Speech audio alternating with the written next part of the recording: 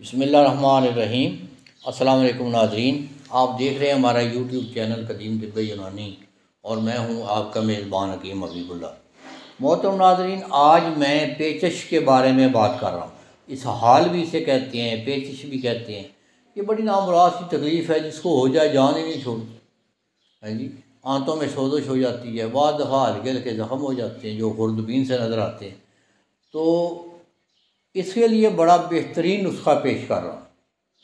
इसके इस्तेमाल से आंतों की सोजश दूर हो जाएगी, मैदे की सोजश दूर हो जाएगी और ये जो है पखाना बिल्कुल सही सही आएगा, उसकी कैफियत सही होगी।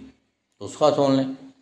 छिलका अनार 1 पाव, छिलका हरीड़ 5 तोला, राल सफ़ेद 5 तोला, सौंफ 5 तोला, माई खुर्द 5 तोला, मादू सब्ज़ 5 तोला, गूंद बबोल कहते हैं ये किकर के गूंद को 10 तोला। बस ये नुस्खा है जी। इसको बारीक कर लें। 3 माशा सुबह शाम खाली पेट पानी से दें तो इसके साथ इंशाल्लाह पेचस जितने भी पुराने होंगे, नए और पुराने पेचस फ़ौरन रुक जाएँ। हुक्काम रात के लिए ये नुस्खा बहुत अच्छा है, वो बनाएं और अपने मतब पे रखें। तो ये ऐसे नुस्खे देखें कम मिलते हैं। ये हमारे इलाके में एक हकीम साहब थे, वो देते थे, बड़े मशहूर थे इस नुस्खे की वजह से। बड़ी मुश्किल से मैंने उनसे ये नुस्खा लिया तो उन्होंने, उनकी मेहरबानी, उन्होंने दे दिया।